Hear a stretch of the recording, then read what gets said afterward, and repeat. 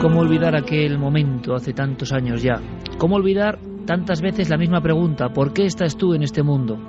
¿Cómo empezaste en todo esto? ¿Cómo no ser ejemplo vivo, como tantos otros colegas, de la evidencia, de la realidad, de la rotundidad de algo maravilloso que muchos han llamado sincronicidad? Carlos Largo, compañero, buenas noches. Buenas noches, Iker. Bueno, tú no quiero ni preguntarte, porque sé muy bien que esta semana, aunque no podemos contar mucho, pues has sentido lo que es quebrarse los conceptos individuales, has sentido que hay cosas que no podemos controlar ni entender, y así que imagino que tú habrás votado que sí, que crees en las señales de las sincronicidades o el destino, ¿no? Ejemplos de sincronicidades, antes de presentar a nuestros amigos, muy rápido, va a haber muchos compañeros que cuenten en píldoras sus experiencias. Esta es de Ángel Briongos. La sincronicidad que voy a contarte empezó en el año 2001 y la verdad es que todavía no ha acabado.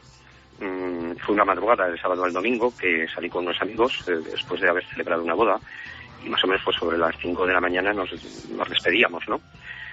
Concretamente en la Plaza de la Justicia de Aragón, en Zaragoza, y fue cuando pues vimos llegar un joven que parecía como estar desorientado. Y la verdad pues al final quedó tumbado en el suelo, ¿no? Y pensamos en un primer momento que era alguien que había bebido, pero nos acercamos y bueno, la verdad es que vimos a un chaval que entonces no sabía que tenía 19 años y que le acababan de dar 3 puñaladas. La primera vez, y la verdad es que espero que sea la última, que presencie una muerte en directo, ¿no? Ninguno de los cientos de personas que vimos aquella terrible escena habíamos visto antes unas marcas dejadas en la ropa por un arma blanca. Aquello que parecían navajazos lo eran. Instintivamente, pues no sé, al poco rato pues alcé la mirada, como queriendo ver el alma que escapaba del cuerpo. Incluso llegué a pensar que si me dirigía a él y que pues todo aquello que habíamos de alguna manera pues que había leído, que había investigado sobre la vida después de la muerte, pues que si tuviera algún sentido, ese tenía que ser el momento, ¿no? de que lo tuviera y de dirigirme a él. Y la verdad es que entre el barullo de la gente, pues mentalmente me dirigí como diciéndole que se fuera hacia la luz, ¿no? Que si elegía ese camino que tal vez no podría volver después, según se lee, ¿no? Y se cuenta por ahí, pero que si creía que todavía pues no había llegado su tiempo, pues que estaría entre los mundos tal vez y que pues ya tendría tiempo, ¿no? De volver hacia la luz, ¿no? De ir hacia la luz. La prensa dijo que aquel chico se llamaba Juan Ríos Heras Ourensan y la verdad es que aquello me dejó marcado. Es normal, ¿no? Es evidente, porque era como que sabía que de alguna manera había una conexión con el muchacho, ¿no? Porque 5 años después, además, recibí una llamada de una periodista de zaragozana con la que había hablado de la experiencia hacía medio año aproximadamente, y de esto pues ya estamos hablando del año 2006, ¿no? Y lleva una sección en aquel entonces en Aragón, sobre Aragón mágico, en la recién estrenadísima televisión autonómica de Aragón, y me dijo que tenía algo que contarme realmente increíble y bueno, pues quedé con ella porque me dijo que tenía que conocer a alguien que que podría interesarme para llevarla a la televisión, ¿no? Y la verdad es que lo hice al final. Aquella mujer se llamaba Elena Ourensan Ortiz y era la madre de Juan, el chico que había visto morir en la Plaza de la Justicia junto a decenas de personas, ¿no? El mismo al que en el año 2001, 5 años atrás, había dirigido mi pensamiento. Al parecer, la madre de Juan contactaba con su hijo a través de la escritura automática y llegó a dictarle incluso un libro sobre su experiencia. Es decir, Ángel Briongos se encontró de nuevo, años después, con la madre de aquel chico que tanto le había impresionado. No es para menos, murió delante de él. Y pensó en el alma, y pensó en los que se quedan entre dos mundos. Resulta que esa madre había trazado, como otros muchos casos, una relación epistolar, de alguna manera, con la entidad, con el espíritu, con lo que queráis definir. Lo curioso es que la sincronicidad no acaba aquí. Lo sabemos todos, hay casos que nos marcan, casos en los que nos zambullimos, casos en los que quizá nuestro inconsciente se amplifica y sentimos muchas más cosas y empiezan a sucederse sin cesar. Nos hemos metido en ese laberinto. ¿Qué ocurre? Pues ocurre que los años pasan y nosotros le pedimos esta semana a Ángel Briongos que nos dejara su sincronicidad. Él trazó una amistad evidentemente con esta mujer, por esta casualidad increíble. En Zaragoza hay 700.000 personas y justo la mujer que le quería conocer era la madre de quien le había visto morir. Pero hay un detalle más que tiene que ver con este programa. Esta semana lo preparábamos y llamábamos a Ángel sabiendo que tenía una historia que tiene este nuevo elemento. Pero decía que todo comenzó en 2001 y que todavía no había acabado incluso este sincronismo, ¿no? Después, estamos hablando ya de 11 años, ¿no? Y creo que, no sé, ha sido perfecto, ¿no? Para esta fecha de hoy, ¿no? porque para mí es un sincronismo prácticamente en directo, ¿no? Tal como os lo estoy contando, ¿no? A Milenio 3, ¿no? Porque cuando digo sincronismo en directo me refiero a tiempo real ahora mismo, mientras estoy hablando. Porque esta historia creo que, como colofón, ¿no?, creo que es un sincronismo, lo demuestra muy bien, ¿no? Porque precisamente el mismo día de la muerte de Juan ocurrió tal día como hoy de hace 11 años, un 1 de abril del año 2001. Y es que a quien no se le hiela la sangre con una historia así. Maestro Enrique de Vicente, buenas noches. Muy buenas noches, Iker. Tú que sabes tanto de esto, amigo, tú que sabes tanto de esto. Esto sería una sincronicidad, cuando nos metemos en una historia y los símbolos y las señales de todo tipo, símbolos de pensar en algo y que esa respuesta nos llegue de una forma increíble, rompiendo todo azar. La sincronicidad ha interesado a gente muy importante. La sincronicidad podría incluso generar una nueva conciencia de alguna forma, una amplificación de nuestras facultades perdidas. Eso es lo que dicen algunos investigadores. Realmente es muy difícil definir qué es la sincronicidad. Quien utilizó esta palabra y, digamos, la puso en el diccionario de la ciencia fue Carl Gustav Jung, en colaboración con un físico muy notable en todos los sentidos.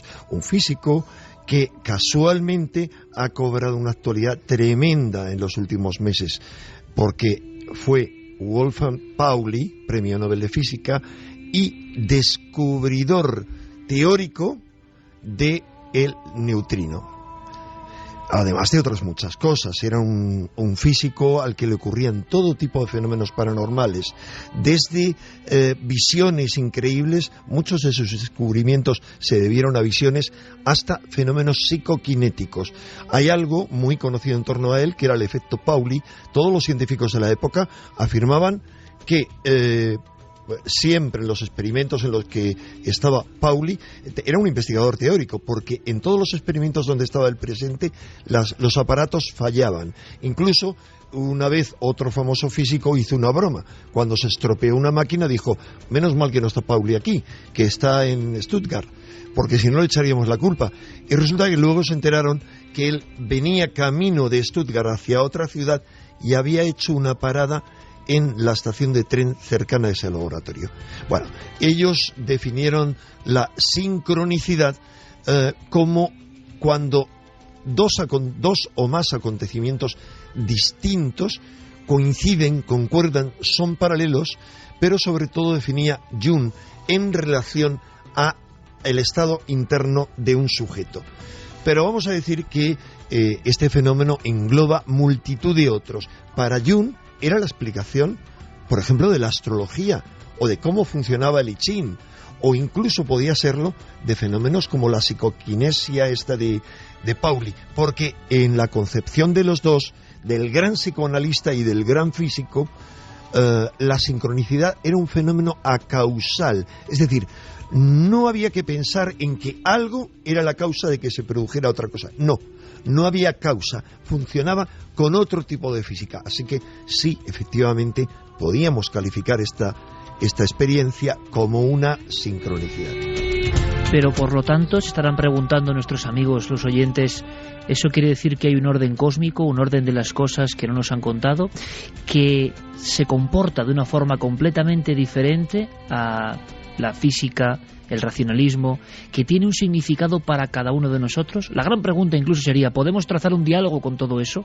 Si hacemos caso de algunos signos, de algunos símbolos, de algunas corazonadas, de esos elementos que aparentemente no tienen ninguna conexión excepto para el sujeto, y seguimos ahondando, ¿dónde llegamos?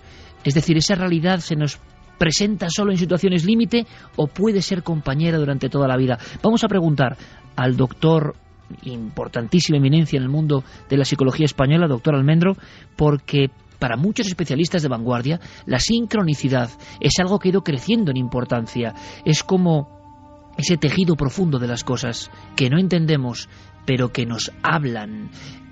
Jung llegó a hablar de ayuda del cielo, y luego nos contará Enrique cómo tuvo un auténtico vía crucis. Jung vivió fenómenos terroríficos y se enfrentó a ellos sabiendo que eran una parte de ese universo oculto que está ahí. Imagino que se enfrentó también con muchas personas. Y Jung tiene una definición que me parece maravillosa, y es que esos fenómenos más extraños, más aterradores, estas entidades que parece que se aparecen, en el fondo son advertencias de que en este mundo racionalista, de que en este mundo hermético y medido, de que en este mundo descreído todavía existen cosas, todavía estamos, yo no sé si ligados o sometidos a entidades o a conceptos suprahumanos. Son emisarios de esa advertencia. Me parece increíble. Le preguntamos al doctor Almendro sobre la importancia hoy en las investigaciones de este concepto tan extraño y que seguro que muchos amigos están sintiendo más que analizando, sintiendo porque les ha pasado esa señal que le obligó a uno a tomar un camino. Bueno, nos habla el doctor Almendro. La sincronicidad es importante en estos momentos en la física también, porque claro, ese es el comienzo de la sincronicidad. La sincronicidad podemos hablar que es un concepto que en estos momentos se está dando en un tema muy importante que son las fronteras del conocimiento, es decir, los límites del conocimiento. Y es tan importante porque se cree que en realidad detrás de la sincronicidad está todo, diríamos, el potencial creativo que hay incluso en el universo. Si profundizamos en esto, para mí la sincronicidad, diríamos, es la capacidad que tenemos los seres humanos para hacer emerger un mundo, es decir, ser capaces de emerger una nueva forma de ver la vida, ser capaces de abrir campos nuevos de conocimiento y de bienestar. Javier Sierra, compañero, buenas noches. Muy buenas noches, Iker. Tú también tienes, imagino, historias como la que yo contaba en un principio, evidentemente, historias importantes en momentos claves de la vida de uno. Claro, de uno depende decir todo esto es casual o no. El universo me está hablando de alguna manera. Bueno, hay yo creo que una serie de temas, cada uno tiene los suyos, no son comunes, no son compartibles, pero hay una serie de temas que debemos encontrar que son como grandes imanes para esta clase de coincidencias. En mi caso, por ejemplo, uno de los grandes imanes que sigue todavía generando ese tipo de situaciones extraordinarias es una figura que tú sabes que yo le tengo mucho cariño, que es Sor María de Jesús de Ágreda, ¿no? La Dama Azul. Me tropecé con ella en medio de una sincronicidad tremenda. Además, mira, Enrique, que está esta noche aquí, fue testigo también de aquella historia. En el año 91, en febrero de 1991, yo publiqué un artículo en la revista Año Cero sobre teleportaciones y terminaba aquel reportaje mencionando a una tal María de Ágreda, no tenía más datos, que decían que había estado en 500 ocasiones en Nuevo México sin haber abandonado nunca su lugar de residencia en España. Y al cabo de 2 semanas, preparando otros reportajes y en plena actividad reporteril con mi coche recorriendo el norte de España, una nevada me dejó aislado en la Sierra de Cameros y tratando de huir de ahí sin cadenas y, en fin, contra todos los elementos, acabé llegando a las puertas de un pueblo que me sirvió de refugio. Ese pueblo se llamaba Ágreda. Y Ágreda, de repente comprendí que no era el apellido de aquella dama, sino que podía ser el lugar de procedencia. Quise averiguar algo más sobre ella, pero al ver que, en fin, con las bajas temperaturas el pueblo era impracticable, decidí abandonarlo. Me equivoqué, entre comillas, de carretera, terminé a las puertas de un convento que había sido fundado por esa María de Ágreda que yo había mencionado en mi artículo, y allí no solamente comprendí su historia, sino que me vi atrapado en una serie de sincronicidades sin fin, como las que le han pasado a Ángel Briongos y que nos contaba, ¿no? Sincronicidades que me llevaron al cabo de pocas semanas después de aquel encuentro a Nuevo México por primera vez, donde pude ver los lugares donde se había aparecido esta mujer en el siglo XVII y que terminaron convirtiéndome en escritor, Iker, nada menos.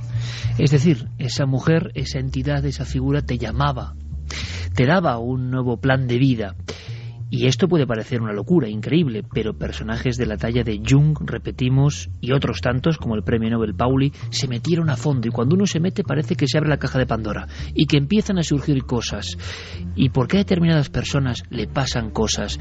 ¿Porque son muy raros o porque realmente están perfectamente atentos a las señales que pasan delante de todos nosotros, pero ni nos enteramos? ¿Señales como cuál? Bueno, quiero que escuchéis brevemente a nuestra compañera Carmen Porter, porque además hay sincronicidad sincronicidades de última hora, las hemos vivido, y una de ellas antes de ayer, por cierto. Esto es así, ya teníamos el programa en la cabeza y esto ocurre. Escuchamos a Carmen porque este es el ejemplo de un símbolo que se cruza, pero que tiene un potente significado para las personas. Es como si el observador y lo observado se fundiesen en un todo que no acabamos de entender. Pues hace unas fechas estábamos en Poza de la Sal. Poza de la Sal es el pueblo donde nació Félix Rodríguez de la Fuente. Estábamos allí porque Iker iba a dar el pregón de las fiestas y además aprovechamos para hablar con algunos de los compañeros de juegos de Félix Rodríguez de la Fuente. Ellos nos decían que, bueno, desde pequeño siempre le había acompañado un pequeño zorro, que la gente del pueblo pues decía que no entendían cómo ese zorro, que normalmente se comía a las gallinas, a los pollos de los vecinos, pues podía seguir a un humano, que eso era incomprensible. Pero Félix Rodríguez de la Fuente tenía ese compañero fiel desde los 10 años. También hablamos de los lobos a los que siempre amó este gran documentalista. Y justamente cuando ya salíamos del pueblo, íbamos por la carretera de Páramo de Masa. Allí se había aparecido un enorme lobo cuando Félix Rodríguez de la Fuente fue enterrado en su pueblo, e íbamos comentando lo que había ocurrido en esa jornada. Justamente cuando estábamos hablando de ello, un enorme lobo viejo se nos cruzó delante del coche. Sería una sincronicidad más de no ser porque este mismo jueves estábamos en Pelegrina. Pelegrina es la localidad donde Félix rodó casi todos sus documentales en España. Habíamos ido a ver allí un pequeño monumento que se ha hecho en su honor, recordando esos documentales de animales. Y cuando ya estábamos de regreso hacia Sigüenza, íbamos hablando precisamente de cómo se nos había cruzado el lobo en la carretera. Parecía una señal de Félix, ¿verdad? Y íbamos hablando también de ese pequeño zorro que le acompañaba. Pues bien, delante de nuestro coche se cruzó un pequeño zorro. Se paró justo al lado de la carretera, nos miró y continuó su camino. Una sincronicidad tremenda que ha ocurrido hace apenas 2 días. Desde luego que son señales, en este caso nunca mejor dicho, eso de que la naturaleza habla, ¿no? La naturaleza significa o intenta decirnos que continuemos en el camino, que hagamos ese documental sobre Félix Rodríguez de la Fuente, que siempre hemos pensado, que a veces hemos tenido dudas y de pronto pasa esto, ¿no? El día de su entierro en Poza de la Sal, sus amigos, enjugándose prácticamente las lágrimas, observaron a un lobo viejo. Félix se había convertido en naturalista por una simple aparición, la de un lobo en una cacería. Le iban a pegar un tiro y él salió siendo un niño de 9 años diciendo que no disparasen, simplemente por la mirada de ese lobo. Qué curioso.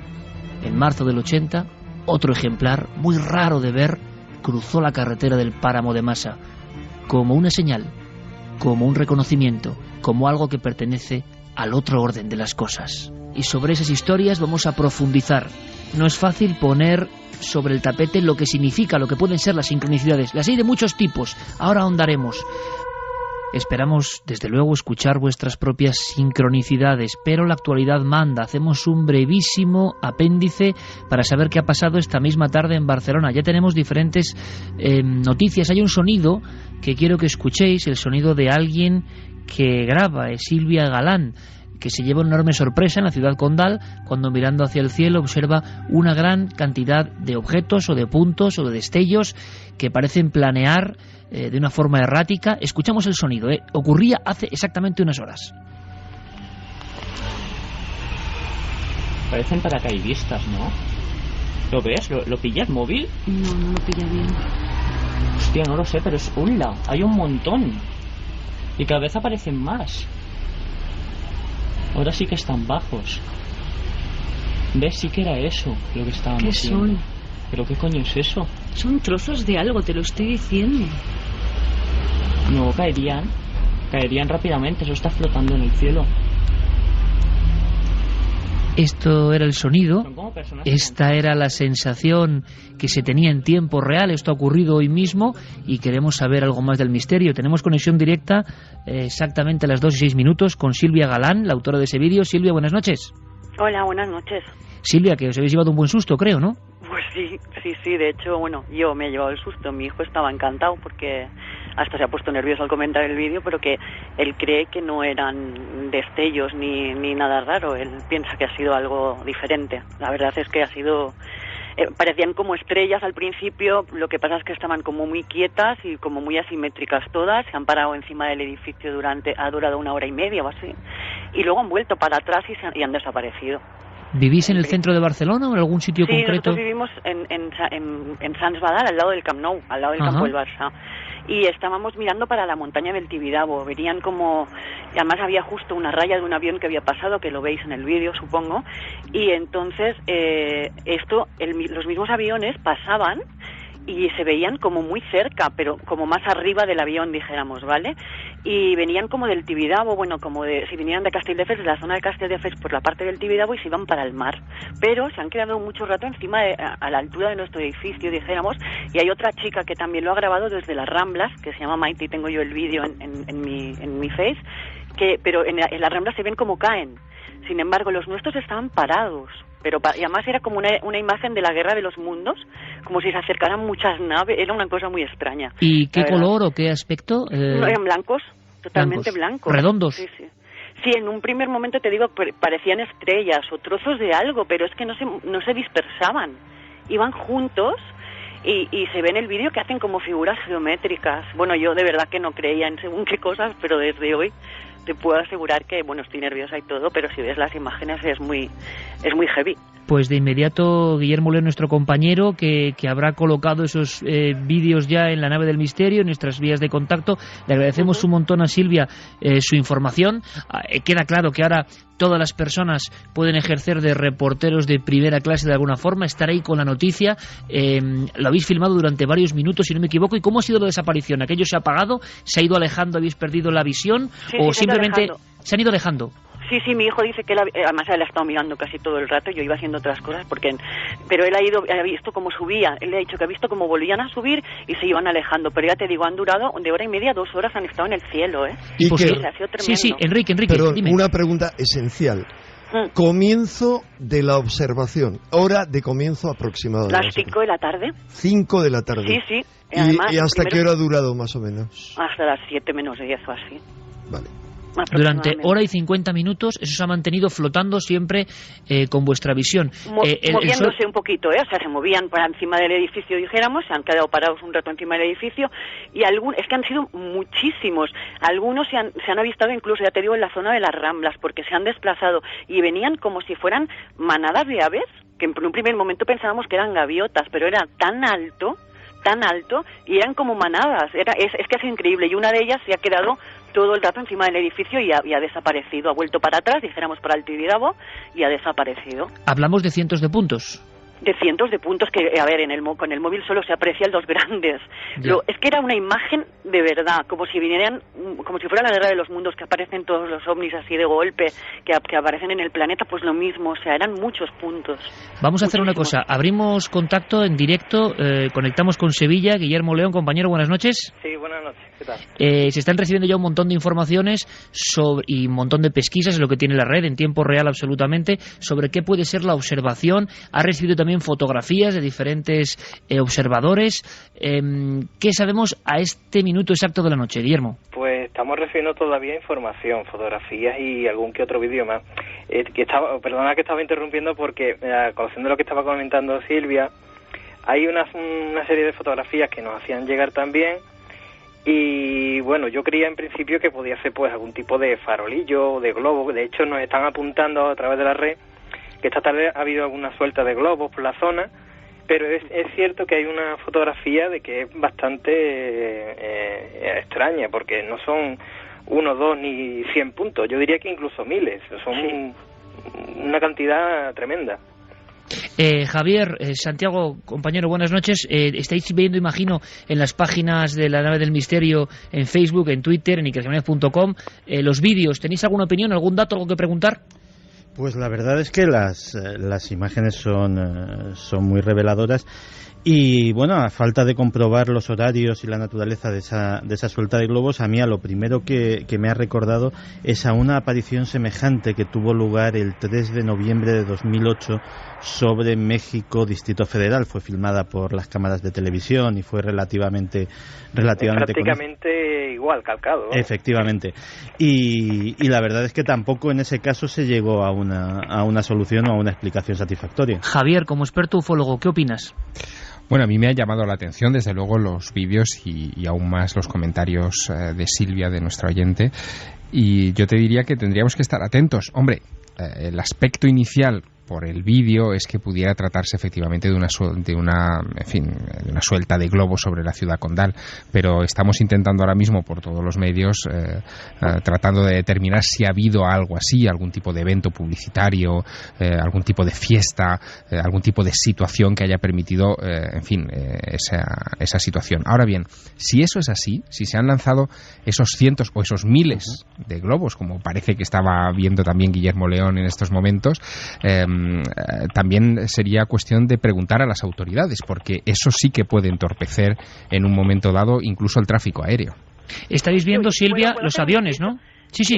No, aparte, yo quería comentaros una cosa. Si fueran globos, si vosotros miráis las imágenes de lo que yo he grabado, en ningún momento se separan la distancia entre uno y el otro. O sea, se mueven todos a la vez, pero no se separan entre ellos.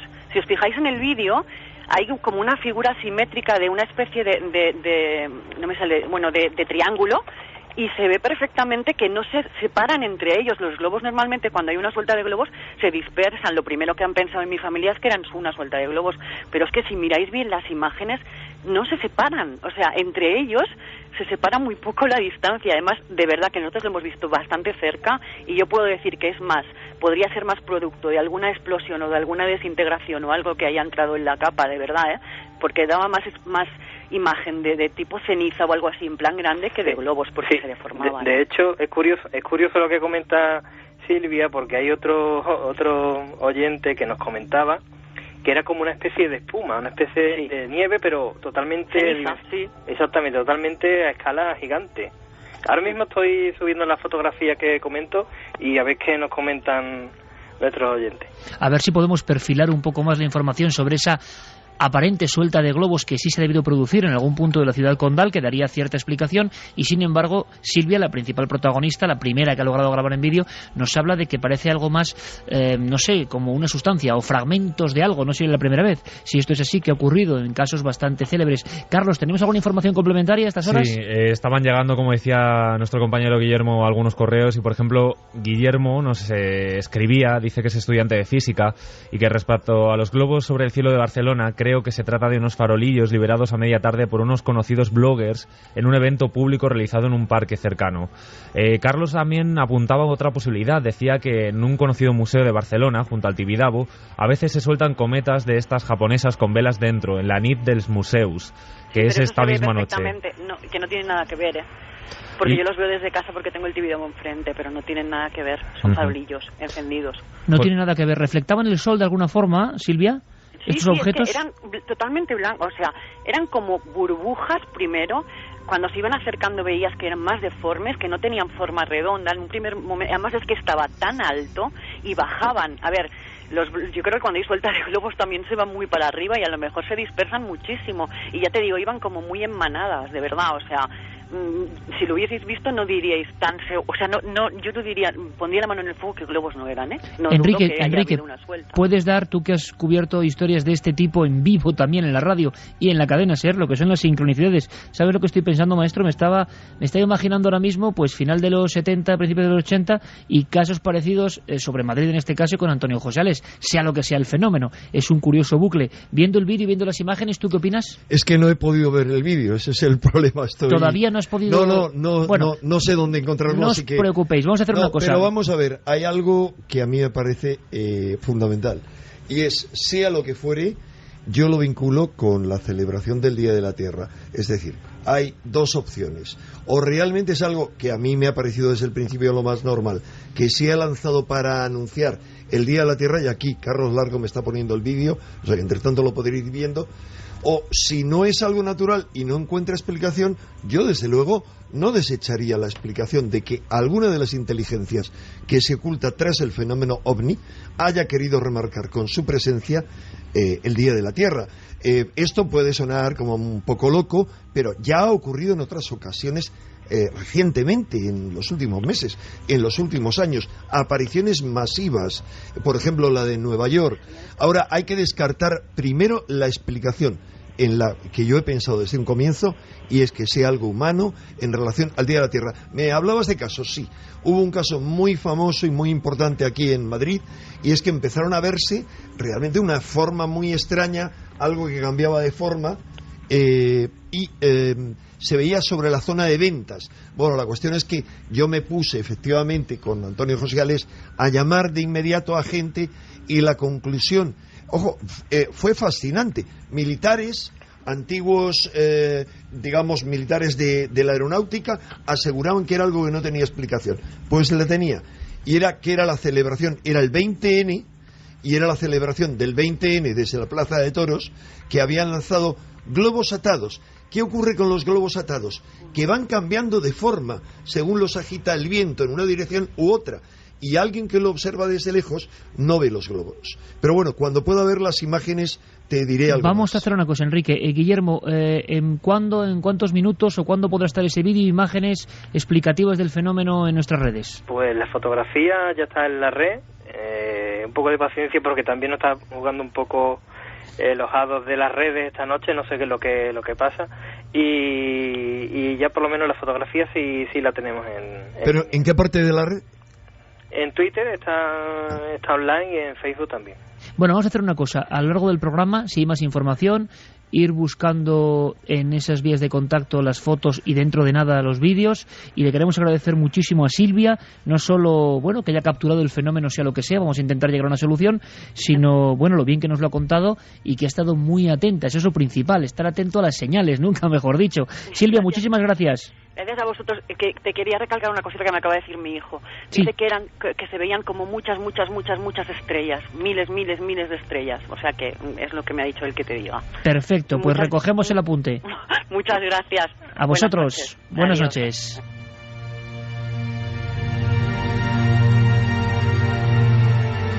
Bueno, breve apunte de actualidad porque lo merece y porque la red está que hierve con la información, es lo que ocurre ahora mismo, ¿no?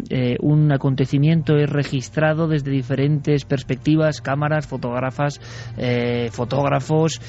filmadores, con móviles, con cualquier tipo de artilugio, uno se convierte en una central informativa. Ha pasado sobre Barcelona y estaría muy bien saber algo concreto, quizá, lógicamente, lo más racional, pero quizá no lo sabemos. Lo que tenemos que hacer es informar en tiempo real, acudir a todas las fuentes y tenemos a todo el equipo paralelamente, al mismo tiempo que desarrollamos el asunto de las sincronicidades, pues pendientes de lo que ha ocurrido sobre Barcelona. Ahondamos de nuevo en este asunto. Estas señales, igual es todo lo mismo, quién sabe, es la misma espiral. Hemos hablado con Massimo Teodorani, que es astrofísico, y que ha hecho un libro muy interesante que yo recomiendo, se llama Sincronicidad, y nos daba la idea un poco. Hombre, que un astrofísico se meta en estos berenjenales ya es un buen detalle. Y nos hablaba de Jung, quiero que ahora Enrique nos cuente más cosas, nos hablaba de la fuerza que tuvo esto en su vida.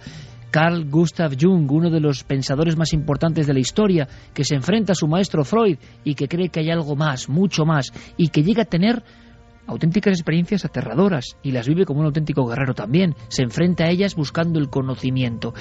Nos habla Massimo Teodorani, el astrofísico, la última persona que ha hecho un libro monográfico sobre sincronicidades. Paranormal phenomena such as synchronicity.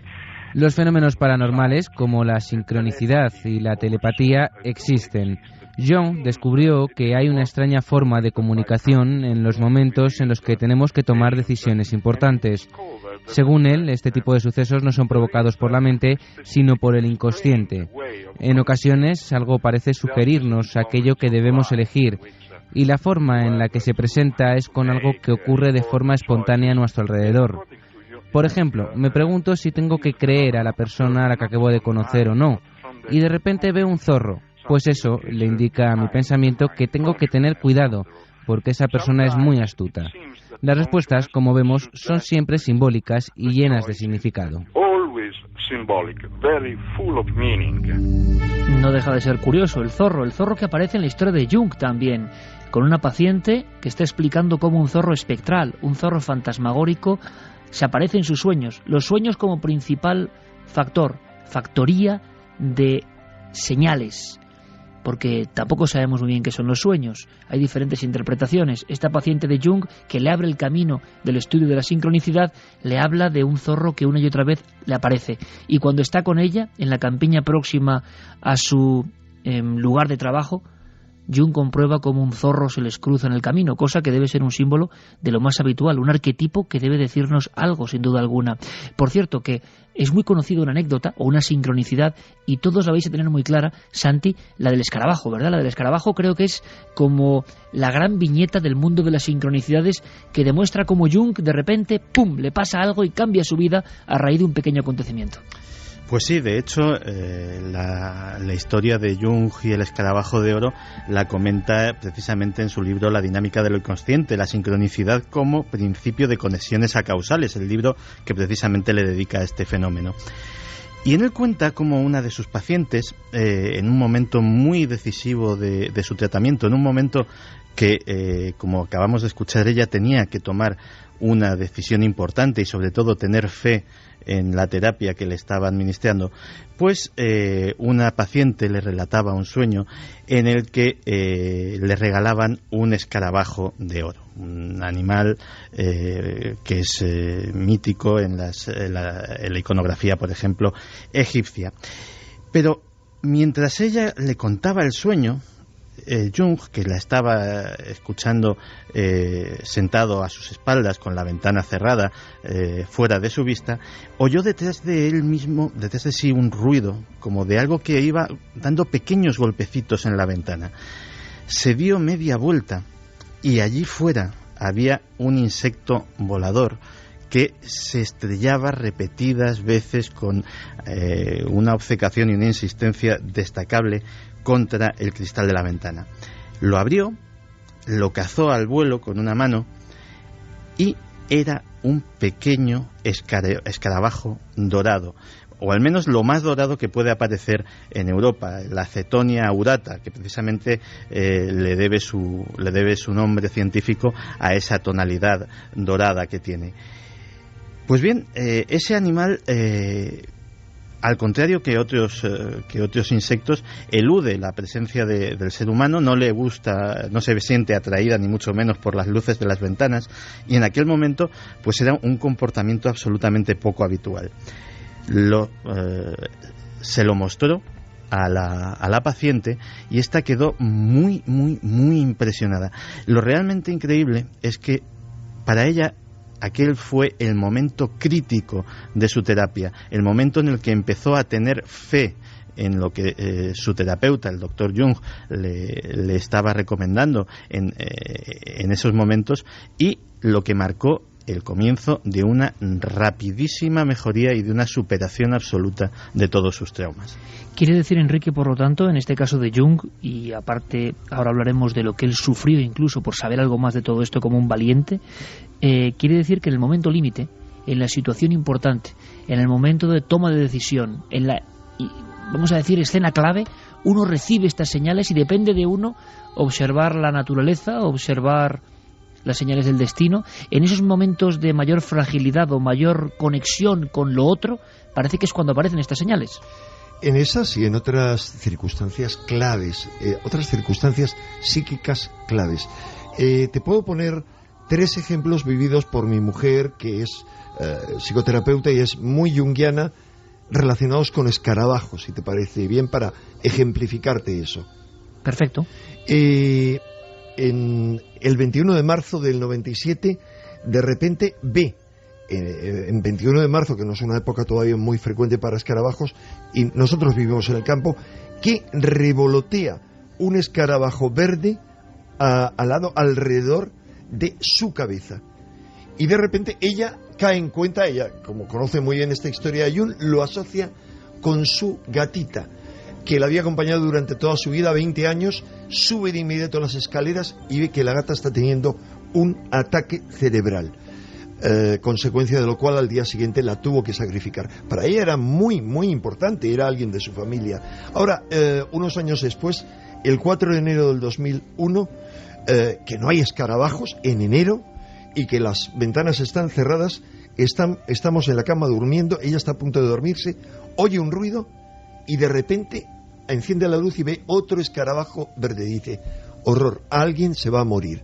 Y piensa de inmediato en mi madre, que estaba hospitalizada, y efectivamente esa noche mi madre muere. Hay todavía una tercera ocasión en la que se le aparece otro escarabajo y piensa en una muerte, pero no, tenía que ver con una muerte nuestra en relación a algo muy importante en lo que estábamos y que se cortó justo a raíz de eso. O sea, en ese caso significa eso. En otro caso significa que la persona ha llegado a lo que Jung llamaba el inicio o el final de su proceso de individuación.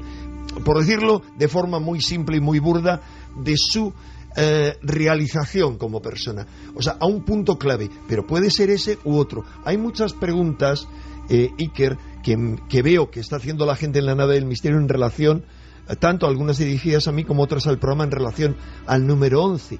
Bueno, tú sabes la importancia que yo le he dado siempre al 11, la cantidad de cosas que han ocurrido relacionadas con el 11. ¿Qué significa eso para mí? Para mí eso es una sincronicidad, no es ninguna magia, no es ninguna historia, no es algo que nos permita adivinar nada, no. Está marcando un signo, un hito para la humanidad y para muchas personas. Hay mucha gente que está contando en el Facebook de la nave del misterio que qué pasa con la gente que ve 11 en un reloj, como les ocurre a muchos de ellos, y prestan atención. Que se despiertan justo en ese momento, o que miran justo los dígitos, los números digitales de un reloj, y siempre está esa fecha. Efectivamente, y en torno a esa fecha, tú sabes que han ocurrido un montón de cosas que a mí me han fascinado siempre, el 11M, el 11S, tú sabes la obsesión que yo tuve a raíz del 11S, y cómo hice toda una serie de cálculos que me llevaron certeramente a pensar en un atentado en un día 11 en Madrid. Pero se trata de sincronicidades. Yo trataba de adivinar, de descubrir esos signos, esas señales del destino, pero son señales que nos están indicando en una dirección, pero no nos dicen exactamente qué tenemos que mirar, pero tienen significación no para la globalidad, sino para muchas personas para las que eso supone una toma de conciencia de algún tipo. Pero por eso, Enrique, en el momento en que somos más vulnerables, o estamos en un instante de nuestra vida donde queremos tambalearnos, o hay que tomar una decisión, contaba Jung que el consciente de alguna forma rebaja su presencia y lo inconsciente aflora, y por eso de alguna forma vemos de otra manera esas señales que en otra disposición mental ni siquiera repararíamos en ellas. Así es. Y la persona que hace caso a esas señales y las sigue por encima de lo que le diga su sentido común o los demás, realmente elige su camino, el único camino, el camino correcto. Quien no hace caso a las señales entra, te digo por muchos casos que he conocido, que han conocido analistas como mi mujer y otros, realmente toma un camino equivocado, un camino que no le hace estar bien, que no le hace sentirse coherente consigo mismo. Esto es algo que sé yo por experiencia propia, y no sé si tú has tenido experiencias de ese tipo también. Yo, por supuesto, muchas. Lo que pasa es que uno a veces no sabe bien lo que busca, cuál es la señal, pero a veces ocurre como un lucero y te marca. Una de las más asombrosas le ocurrió a Javier Sierra, y a mí me parece una hermosísima. Yo he hablado de la sincronicidad precisamente en Cuarto Milenio, recordando la historia de Voronezh y del aterrizaje en Rusia de una supuesta nave de otro mundo. Pero al final eso era importante, bueno, de acuerdo, pero sé que para alguien fue muy importante, absolutamente esencial en su vida, y yo no sé si Javier quiere repetirlo, contarlo, aunque sea brevemente, porque yo he contado lo que a mí me pasó en Vitoria, coincidencia entre un caso sacado por la prensa, por la radio, y que no ha vuelto a ocurrir en Vitoria nada de ese nivel, y justo yo, esa noche, descubrí a los ovnis. Pero es que Javier, años después, en un momento clave, en un momento de tribulación, en un momento donde de alguna forma incluso él cree que tiene que tomar otro camino, ese universo, esa naturaleza que conspira, esa locura en la que casi nadie cree, ¡pum!, se muestra de nuevo, ¿no, Javier? Pues sí, ocurrió en 1989, y es verdad que la palabra que describe mi estado de ánimo en esas fechas era la de tribulación. Yo estaba a punto de entrar en la universidad para estudiar finalmente Ciencias de la Información, que era la única carrera que yo quería hacer realmente. Sentía la vocación por la comunicación desde muy niño y, bueno, en fin, había orientado toda mi carrera, mis estudios hacia ese punto, hacia poder estudiar en la Facultad de Ciencias de la Información de Madrid.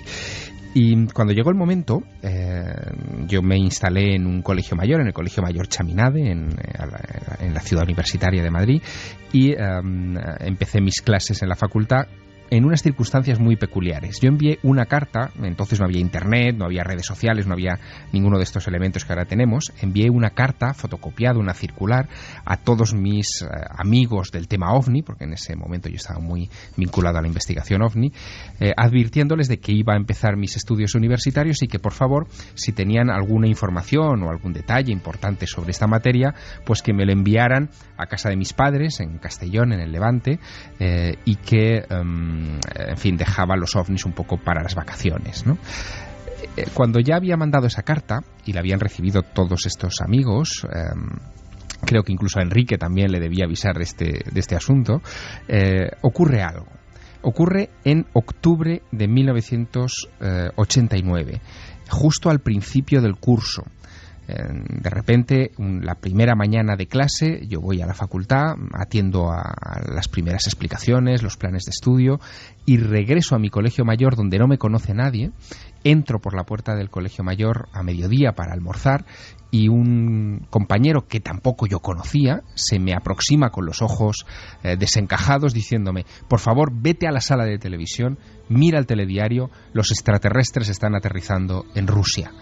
Claro, yo había dejado el tema OVNI, entre comillas, lo acababa de aparcar. Que alguien desconocido me urgiera para ir al telediario donde estaban dando una noticia del aterrizaje de una supuesta nave extraterrestre en la Unión Soviética rompía todos los esquemas. Me puse más nervioso que aquel muchacho. Comencé a hacer llamadas desde la cabina de monedas que había en el Colegio Mayor. Tampoco había teléfonos móviles en esa época, para enterarme a duras penas de lo que estaba ocurriendo. Y fue tal la conmoción que vieron aquellas personas en el Colegio Mayor en torno a mí, que a raíz de aquel momento sabían que ese chico se interesaba mucho, quizá demasiado, más que otros, por esa cuestión de los ovnis. Empezaron a llamarme OVNI Iker en el Colegio Mayor y también en la facultad, y ya no hubo manera de despegarme de esa cuestión, no en aquellos primeros compases del primer curso de la carrera, de los estudios de periodismo, sino ya en el resto de mi vida. Y esto sería para debatir mucho, desde luego. Enrique, ¿tú qué opinas? Entonces, ¿qué ocurre ahí, por ejemplo? Es que los casos son muy distintos. O sea, lo fundamental de los fenómenos sincronísticos es que no tienen una unicidad en cuanto a qué es lo que producen en las personas o cuáles son sus características. Hay todo tipo de fenómenos sincronísticos. Tú te estás refiriendo a los más importantes, a los significativos, a los que marcan la vida de una persona, pero hay otros que son de advertencia. Hay todo tipo de fenómenos, aunque no viéramos más que los de la vida de Jung. Mira, sobre la vida de Jung hay tantos fenómenos sincronísticos y paranormales, muchos desconocidos, su relación, sus canalizaciones, la relación con su guía espiritual, la visión de fantasmas en su torreón y cómo descubrieron luego cuál era la naturaleza de ese fantasma, que esto daría como para otro programa.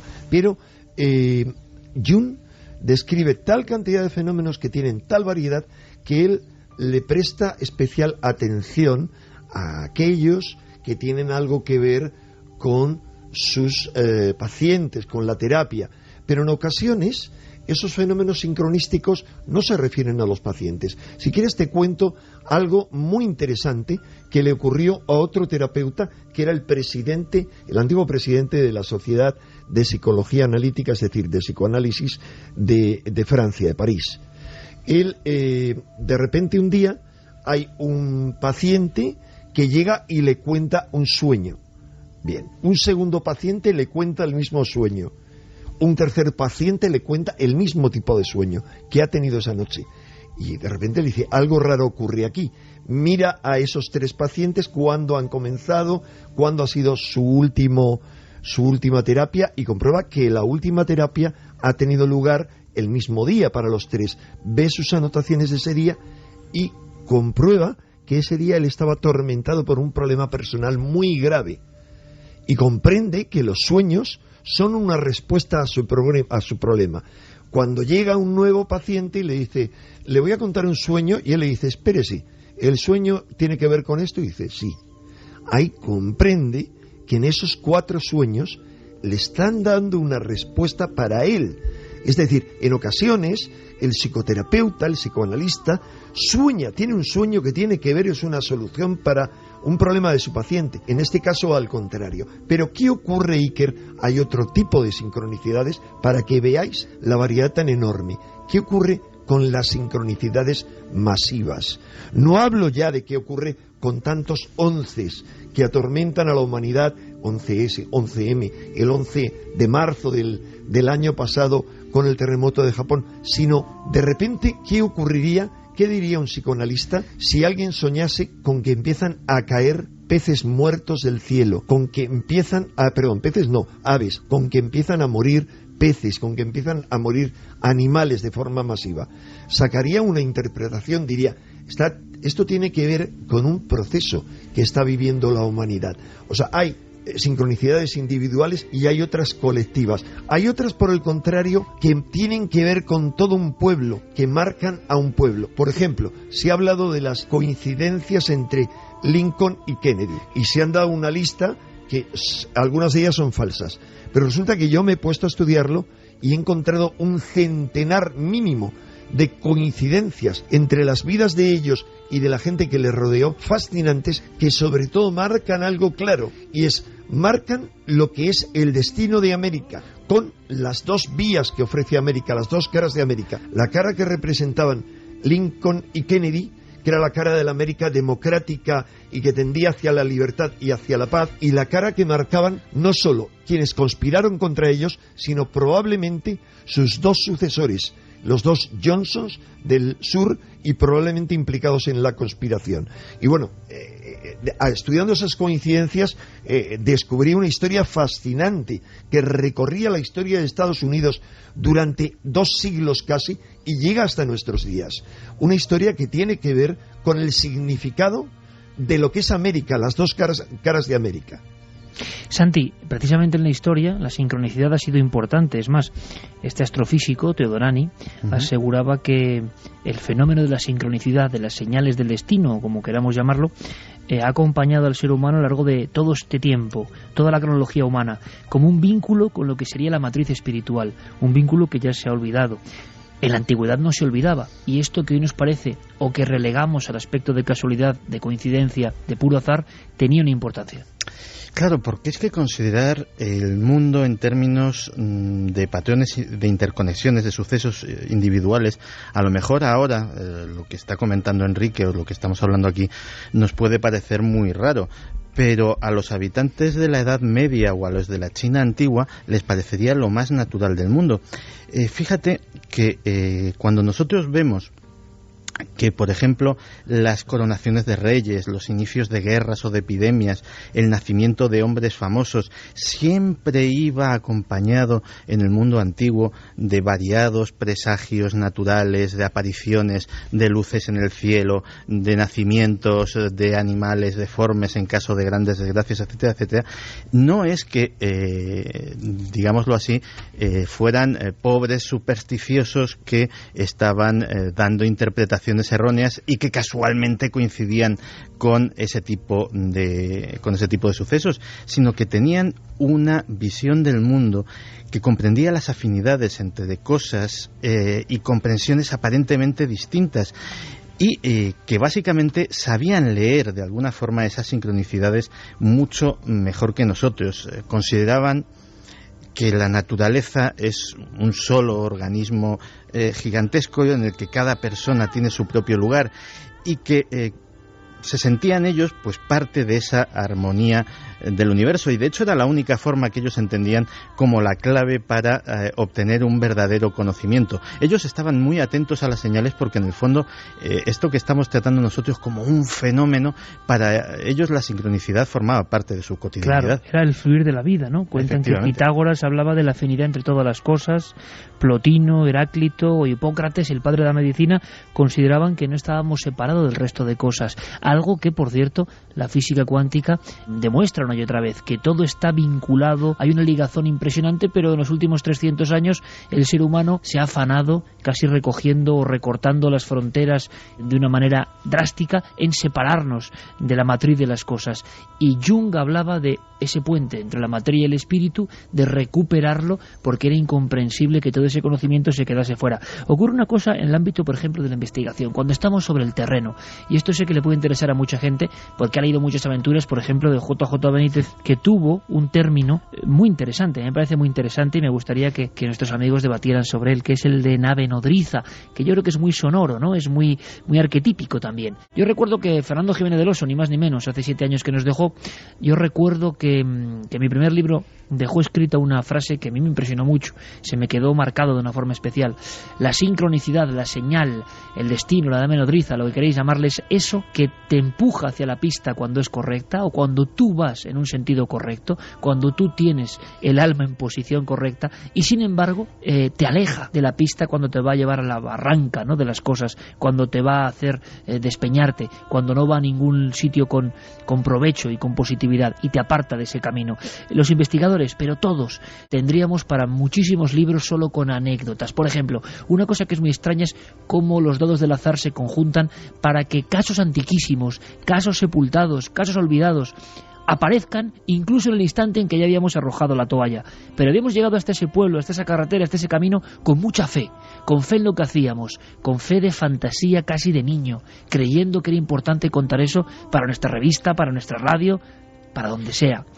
Ejemplos, bueno, muy rápido, para que escuchéis, y no solo nuestros. Por ejemplo, Ángel del Pozo, siguiendo la historia de un tractorista de Valladolid muy célebre, Emiliano Velasco, disparado por un ovni, supuestamente, caso del año 75, mes de julio, pero no es lo que importa el caso en este caso, sino cómo el investigador llega y cómo los hilos de lo que sea, del destino, de la sincronicidad, van llevando hasta nuevas pistas. Escuchamos. Es un tractorista, o era un tractorista de la provincia de Valladolid, de Pedrosa del Rey, en al que supuestamente le disparó un objeto volante no identificado mientras se dedicaba a sus labores de la agricultura. Cuando realicé la investigación desconocía dónde vivía su viuda y había un triángulo entre 3 pueblos, San Román de Ornija, Villaster de Abajo y Pedrosa del Rey. Intuitivamente decidí ir a San Román de Ornija, no sé por qué. Paro mi coche, me encuentro con un vecino y le pregunto por la viuda de Emiliano Velasco, Leonor Mayo, y me dice, está usted enfrente de la puerta, esa puerta de ahí es su casa. Y esta escena tan breve, tan bien contada, tan arquetípica también del investigador que llega porque algo le empuja hasta la puerta, rebasando todas las probabilidades, sabemos que es un auténtico clásico, que yo creo que todos hemos vivido, pero muchas veces, y sobre todo estando solos, viajando solos en busca de algo. Ejemplo, da igual que sea Castilla, puede ser Canarias, con José Gregorio González, nuestro querido amigo, buscaba un caso, el más antiguo, de aparición de un ser en el archipiélago canario en 1959, pero apenas había datos, todo estaba perdido en la bruma, y la sincronicidad parece que ayuda a llegar a algo cuando más difícil está la cosa. Escuchamos. Habían transcurrido más de 50 años, 53 para ser exactos, y en la búsqueda del domicilio de esta mujer, resulta que aparcamos el vehículo justo, de todos los sitios donde podíamos haber elegido aparcar, aparcamos el vehículo justo por fuera de la casa del hermano de esta testigo, y a la primera persona que preguntamos por el paradero fue precisamente al hermano de esta mujer, ¿no? La verdad que fue bastante, nos dejó bastante perplejos esta situación, pero este cúmulo de sincronicidades tuvo una segunda parte unas semanas más tarde, cuando regresamos de nuevo a investigar este caso. Intentamos localizar a otro testigo de otro incidente que residía en otro lugar muy diferente al de nuestra protagonista, y cuando preguntamos por ese testigo nos dan una serie de indicaciones que nos condujeron nuevamente al lugar donde habíamos aparcado el vehículo hacía varias semanas atrás, y con otro testigo de otro caso absolutamente diferente, ¿no? Son esos momentos en los que uno parece que tiene, que se abren determinados caminos o que la fortuna juega a tu favor. ¿Y por qué la fortuna juega a favor de uno? ¿Por qué se abren esos caminos? ¿Qué ocurre? ¿Qué está pasando? Un último ejemplo de este tipo, que es el tipo clásico, la localización de un documento, de un testigo. Ocurre mucho con las personas, de casos que son casi imposibles de recuperar y que aparecen de alguna manera ante el investigador solitario. Pablo Villarrubia, nuestro compañero, buscando en Extremadura, 3 zonas bien diferentes de nuestra piel de toro, un caso ocurrido en Zafra, y pasa esto. Mira, una de las historias más sorprendentes que me ocurrió a lo largo de alguna investigación, en el transcurso de alguna de estas, por Cuarto Milenio, ocurrió el año pasado, quizás hace 2 años, en Zafra. Estábamos buscando a un testigo, a un guardia civil, que había visto presuntamente un humanoide y no sabía por dónde tirar. O sea, que no conocíamos a nadie, algún contacto. Teníamos la historia apenas de que este hombre había visto un humanoide en la carretera y nada más. Entonces, en mi desesperación, voy hasta un camarero del lugar, del bar de Zafra, donde estábamos comiendo, y en broma le digo si él conocía a alguien que había visto un ovni. Y por casualidad, él era amigo justamente del guardia civil que había visto el humanoide en el año 2000 en una carretera cercana a Zafra. A veces incluso con las bromas. Esto es como la familia del misterio más profunda, y que a veces nos centramos en el objetivo que perseguimos, el caso concreto, la documentación, y dejamos a un lado lo que nos ha llevado en volandas hasta esa documentación. ¿Qué opináis, amigos? ¿Qué hay detrás de esto? Esto no es una cosa casual. Esto, si anotamos en nuestras investigaciones, daría para varios libros, ¿no? Pues daría para varios, sin lugar a dudas, y algunos ya lo han escrito. Tú antes apuntabas a Juanjo Benítez y efectivamente él menciona muchas de estas cosas en el transcurso de la investigación, y a veces la sensación que tenemos los que hemos hecho mucha carretera detrás de testigos de lo desconocido es que basta poner un pie en el camino para que se ponga en marcha, como si fuera una cinta transportadora, toda esa cadena de sincronicidades. No obstante, yo creo que este tipo de fenómenos se producen cuando tocas lo que yo llamaría temas esenciales. Esenciales pueden ser esenciales subjetivamente, es decir, solo para ti o para un puñado más de personas, o esenciales colectivamente. Por eso las sincronicidades se repiten con tanta fuerza, y eso nos puede hablar mucho Enrique de ello, en acontecimientos traumáticos o decisivos para la historia colectiva, o incluso en ocasiones ante sucesos que son muy llamativos y que parecen leyendas urbanas, pero están muy documentados. Déjame contarte uno, Iker, que es estremecedor, y que yo he estado recopilando información pues desde ayer para tratar de ofrecerla, que pensaba que era una leyenda urbana, pero como te digo está muy documentada, que es un hecho que tuvo lugar en Zaragoza el 23 de octubre de 1991. Fue al caer la tarde cuando de repente un coche, un Opel Corsa rojo, enfila la calle Lastanosa del centro de la ciudad, cerca de la comisaría de Delicias, y de repente el coche empieza a sufrir problemas con el motor. Sus 2 acompañantes se bajan para empujar el coche fuera de la calle, y como no pueden, avisan a un transeúnte, a un vecino del barrio, para que les ayude a empujar. Bueno, cuando ese vecino se apoya en la parte trasera del Opel Corsa para empujarlo y sacarlo fuera de la calle, se da cuenta de que la matrícula del coche es la matrícula de su coche. Es decir, tiene la misma numeración, Zaragoza 5117 y la letra, pero que está puesta en un Opel Corsa cuando él lo que tiene es un Renault 11. Aquello le llama mucho la atención, se asoma al vehículo, mira a los 2 señores, a la pareja que ha salido del vehículo, se da cuenta de que hay algo extraño y comienza a gritar, a dar la alarma, porque cree que hay unos bultos sospechosos dentro del vehículo. Eran los años de plomo de ETA, y piensa que ese coche puede ser un coche bomba. Bueno, el caso es que cuando llega la policía, los 2 ocupantes del vehículo se han dado a la fuga. El coche efectivamente era un coche bomba, y los dos personajes eran nada menos que Idoia López Riaño, la tigresa, y también Juan Jesús Narváez Góñiz, perseguidos por la Policía Nacional y por la Guardia Civil, en fin, a toda velocidad en aquellas fechas. Pero imagínate la enorme coincidencia. Un vecino de repente es llamado a empujar un coche y el coche tiene su número de matrícula. Por eso se da cuenta y por eso se evita una matanza, Iker. Tú, Enrique, que has conocido a un sinfín de investigadores, ¿es muy normal que en el mundo, por ejemplo, de los investigadores del misterio ocurran estos fenómenos por algo, por estar uno en solitario buscando cosas? No es algo que surja en estas últimas generaciones, sino que todos los que habéis estado en el mundo del misterio desde hace tiempo sabéis que tocando determinados temas da la impresión de que ocurren cosas y que se estimulan algunas cosas que habitualmente parecen dormidas y que van surgiendo las pistas y sincronicidades. Esto es así, ¿no, Enrique? Así es. Mira, son tal cantidad de las historias que he vivido y que conozco que han vivido algunos otros compañeros, pero especialmente yo, que si quieres te hago dos ¿cuál es tu mínimos sincronicidad resúmenes. Buscando el misterio que más te ha marcado?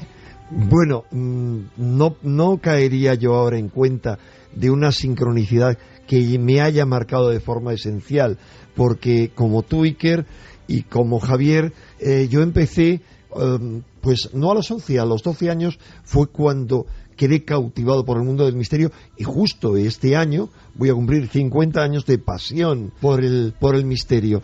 Pero fíjate, hay dos cosas. Una, he vivido mis propias carnes la norma que dice Alan Vaughan, que es uno de los principales estudiosos de las coincidencias y de las premoniciones, que cuando uno se pone a investigarlas y a escarbar, parece que se manifiestan en tropel, como queriendo decir, aquí estamos. Eso me ha ocurrido siempre. Me ocurrió, he escrito varios artículos cada vez que me han encargado un artículo o un tema como tú me has encargado ahora. Por ejemplo, cuando me encargaron el primer artículo muy interesante sobre coincidencias, que fue en el año 1985, fue que yo le llamé al director, era mi segundo artículo, iba a proponer mi segundo artículo en la revista, y le digo, te iba a proponer algo sobre el Titanic. Dice, ¡ay, qué casualidad! Mira, un momento, porque yo te quería proponer algo del Titanic, pero no sé qué es. Y lee en la revista alemana, en el muy interesante alemán, dice tal, y me traduce más o menos, y digo, era uno sobre coincidencias. Bueno, ahí empezaron a entrar en tropel, y te aseguro que ocurrieron tantas cosas. Tengo aquí delante la revista, y ocurrieron cosas que se prolongaron durante años y que implicaron incluso físicamente a alguno de los redactores de la revista. Aquí lo pueden ver los compañeros, que la portada dice, además de que es la casualidad, accidentes que salvan vidas. Bueno, pues recuerdo que tuve unas charlas con un redactor de muy interesante, que cogía mucho la moto.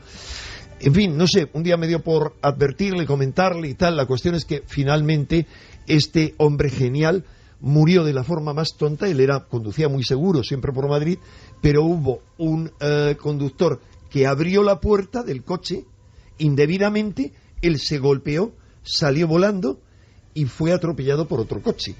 O sea, algo realmente impensable. Pero lo interesante es que estoy hablando de repente sobre esto en una comida que tenemos con gente del sector, en un restaurante chino. Estoy hablando porque les oigo a dos de ellos, uno, el director de la revista Enigmas, que iban a coger la moto, y me da por decirles, oye, la moto es peligrosísima. Les cuento el caso muy interesante, y especialmente al director de Enigmas le digo, mira, no cojas la moto y menos te vayas sin casco con uno detrás tuyo. No me hizo caso, se fue. Bueno, tuvo un accidente gordo que le tuvo inhabilitado varios días, porque media hora después, tratando de no atropellar a un ciudadano chino que cruzaba la calle por el centro de Madrid, ya es raro, hizo un viraje y se cayó de la moto. Pero te podría seguir contando eso. Ahora, por ejemplo, cuando tú me has encargado del tema, se han disparado las coincidencias de forma absolutamente increíble. O sea, ¿quiere decir que cuando uno se fija en el fenómeno, crece? Eso es. Pero por otro lado, tú habías dicho, cuando se tocan ciertos temas sensibles, aparecen cosas increíbles. Te cuento una anécdota que implica a otros dos investigadores históricos de estos temas.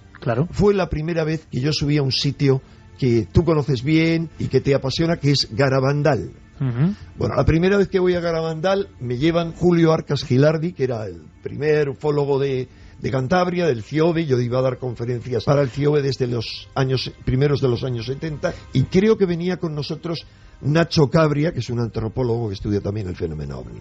La cuestión es que mientras subimos en la montaña, y estoy hablando de ellos porque los dos son ahora muy escépticos, ellos, si me escuchan, recordarán que se estropearon 3 cámaras fotográficas de forma inexplicable. Dejaron de funcionar.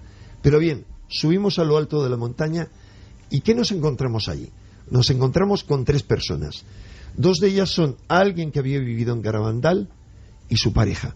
Esa persona que había vivido en Garabandal era clave para la solución de un enigma que yo tenía en mente, y es una hipótesis que me había planteado la prima de una de las videntes. Yo he podido conocer muy de cerca el mundo de las videntes, y era que me decía esta prima, que era investigadora del fenómeno ovni conmigo y con otro grupo de gente, que la hipótesis era que un indiano, alguien que había venido de México, un joven que vivía en casa de un señor al que ellas iban mucho, les hubiera podido dar peyote. Pues bien, quien estaba allá arriba era el supuesto indiano. Había subido por primera vez en 25 años, porque él no vivía allí, y nos contó la historia a fondo y desde luego desechó esa hipótesis. O sea, la coincidencia realmente es increíble.